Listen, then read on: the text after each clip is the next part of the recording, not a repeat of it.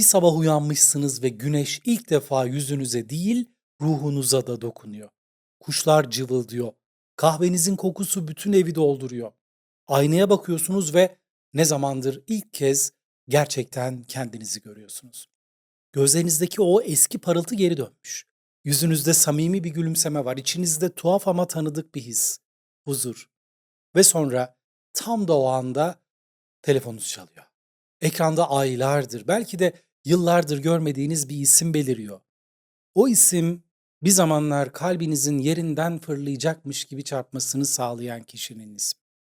Ama şimdi yalnızca eski bir yaradan ibaret. Ben Mustafa Çay. Bugün bir narsistin en korku dolu rüyasını konuşacağız.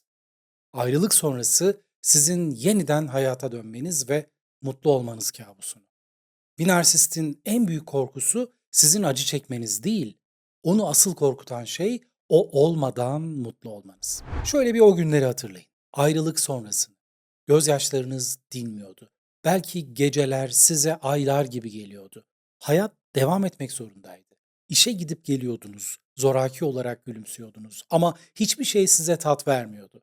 Dünya bütün renklerini kaybetmişti sanki. Birlikte dinlediğiniz her şarkı bıçak gibi kalbinize saplanıyordu. Her yerde hatıralar vardı. Sabahları uyanmak işkence gibiydi. O gitmişti. Sizi terk etmişti. Ya da siz ondan kaçtınız ama bir parçanız hala orada. O zindanda kalmıştı. Telefonunuzu kontrol ediyordunuz. Saatte bir, dakikada bir, acaba bir mesaj geldi mi diye bakıyordunuz. Acaba paylaştığım story'e baktı mı diye göz atıyordunuz. Acaba pişman olacak mı? Ama sonra hiçbir şey. Sessizlik ve boşluk. Sanki hiç var olmamışsınız gibi. Peki o sırada o ne yapıyordu acaba? Belki yeni birileriyle geziyordu. Belki sosyal medyada hayatının ne kadar mükemmel olduğunu sergiliyor, mutluluk fotoğrafları paylaşıyordu. Ya da tam bir sessizliğe gömülmüş, sanki siz hiç onun hayatında olmamışsınız gibi yaşıyordu. Siz yere düşmüşken, kırık dökük ve yaralıyken onun için muhtemelen bir tehdit değildiniz. Çünkü kontrol zaten onun elindeydi. Sizin acınız onun zaferinin belgesiydi. Yaralı ve kaçamayacak durumda bir avcı için heyecan verici değildir.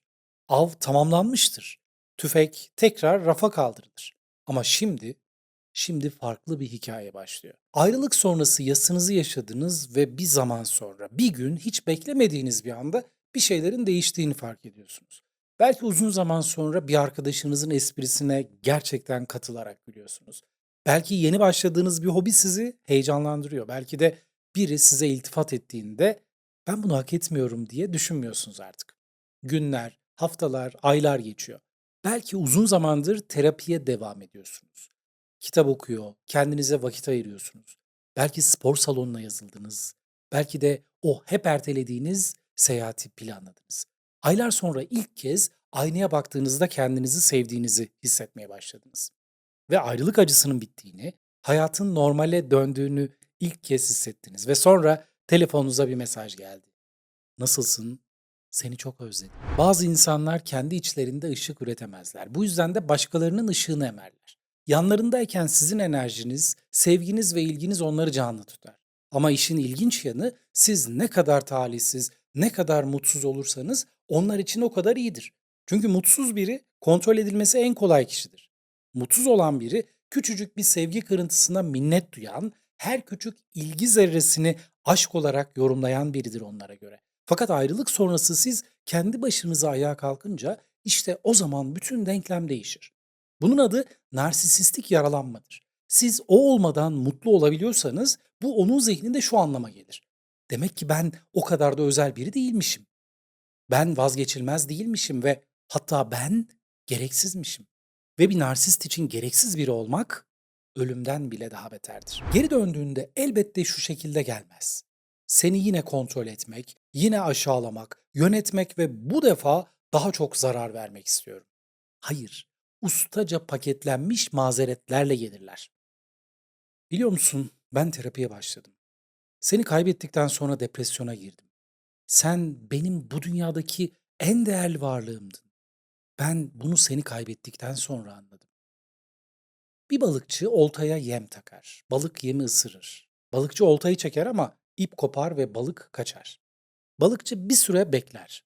Sonra aynı göle geri döner. Ama bu defa daha cazip, daha dikkat çekici bir yem kullanır. Bu yem renkli, parlak ve daha lezzetlidir. Bu yem o kadar dikkat çekicidir ki balık yemi ısırır ve artık kaçınılmaz son başlamıştır. Bu artık bir savaş arenasıdır. Peki istemeden de olsa, duygusal zaaflarınız yüzünden de olsa bulaştığınız bu savaşta kendinizi nasıl koruyacaksınız? Böyle bir senaryoda sıfır iletişim bir öneri değil, mutlak bir emir gibi kabul edilmeli.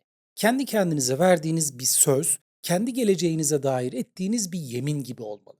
Hiçbir mesaja dönmeden, hiçbir aramaya yanıt vermeden sıfır iletişim hattında kalmak. Çünkü narsist için her yanıt bir fırsattır.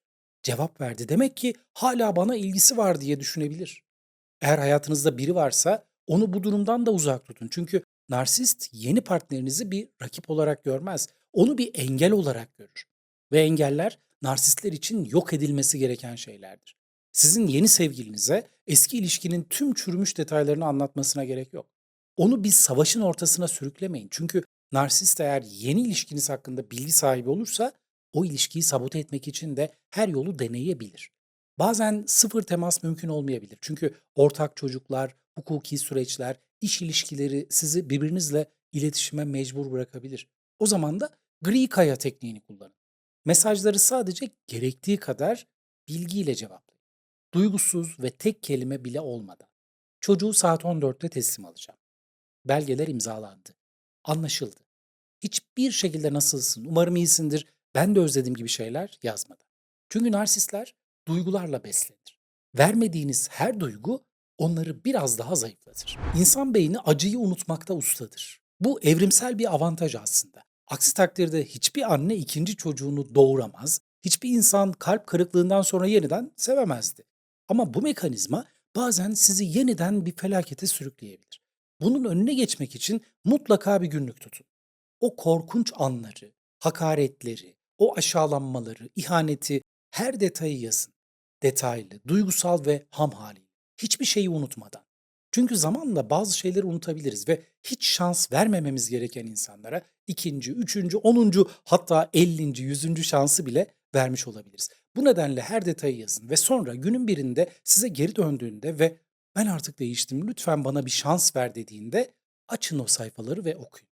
Çünkü geçmiş bir kehanettir ve gelecek de büyük ihtimalle onun bir tekrarı olacaktır.